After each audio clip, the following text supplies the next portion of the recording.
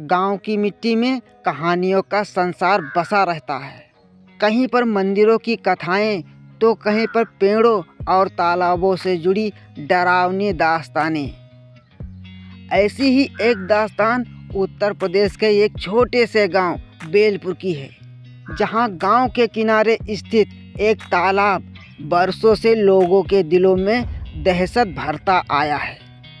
गांव के लोग उसे भूतिया तालाब कहते थे। बेलपुर गांव के बाहर खेतों के उस पार एक बड़ा तालाब था। बरसात के दिनों में उसमें इतना पानी भर जाता था कि मानो लगता था कि कोई छोटा सा झील है। गर्मियों में भी उस तालाब का पानी सूखता नहीं था, इसलिए गांव के लोग, बच्चे, औरतें वहां पर नहाने जाया करते थे। भैंस और गायें भी उसी तालाब का पानी पीती थी। कहते हैं करीब 20 साल पहले गांव का एक आदमी रामधनी उसी तालाब में डूबकर मर गया था। रामधनी शराब का बहुत बड़ा आदी था। खेत खलियान का काम तो करता नहीं था, बस दिन भर इधर उधर घूमता। शाम होते ही शराब के नशे में धुत होकर तालाब के किनारे आकर बैठ जाता। उसका हर दिन का यही काम था। एक दिन बरसात के मौसम में जब तालाब लबालब भरा हुआ था, रामधनी नशे की हालत में उस तालाब में उतर गया। लोगों ने देखा, लेकिन किसी ने बचाने की कोशिश नहीं की। सबको लगा कि वह हमेशा की तरह नशे में तैरकर बाहर आ जाएगा, लेकिन उस दिन वह बाहर नहीं निकल पाया। उसकी लाश 3 दिन बाद पानी की सतह पर तैरती हुई मिली। चेहरा फूल चुका था, आंखें बाहर निकल आई थी और शरीर से बदबू आ रही थी। गांव वालों ने किसी तरह से उसका अंतिम संस्कार किया।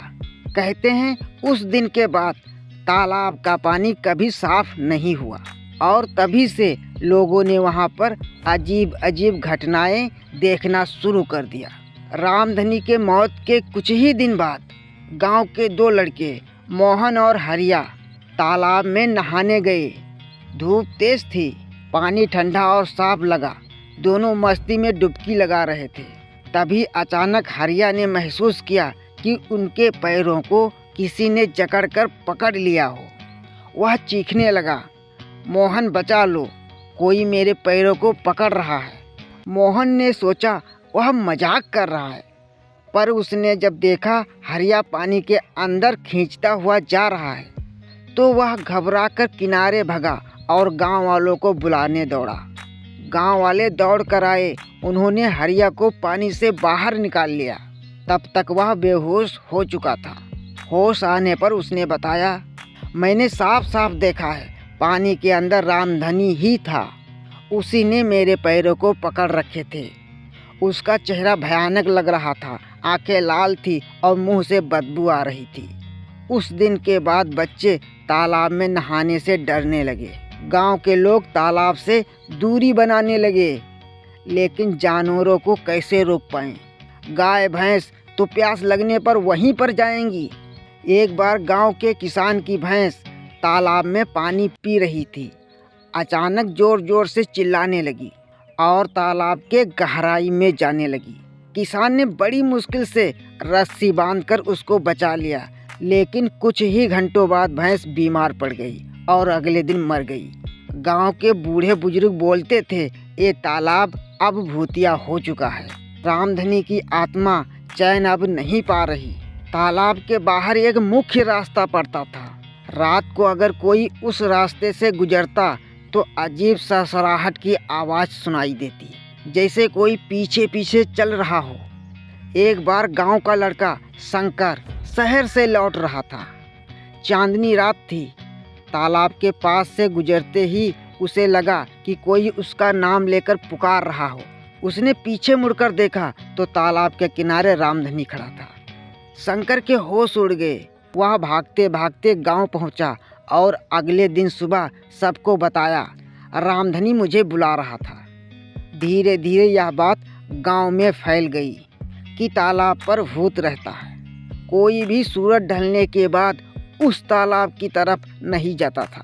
गांव में मानो तालाब मौत का गड्ढा बन चुका था। गांव के बूढ़े बुजुर्ग लोग कहते थे कि रामधनी की मौत डूबने से नहीं हुई थी। असल में उसके कुछ दुश्मन थे जिन्होंने नशे की हालत में तालाब में धकेल दिया था और मरने दिया। धीरे धीरे गांव की हालत ऐसी हो गई कि लोगों ने तालाब से पानी लेना बंद कर दिया। गांव वालों ने दूसरा कुआं खोदा और वहां से पानी पीना शुरू कर दिया। गांव वालों के दिलों में कई साल तक उस तालाब की दहशत रही। फिर धीरे धीरे उस तालाब की दहशत लोगों के दिलों से निकलती गई। लेकिन आज भी उस तालाब को लोग भूतिया तालाब ही कहते हैं।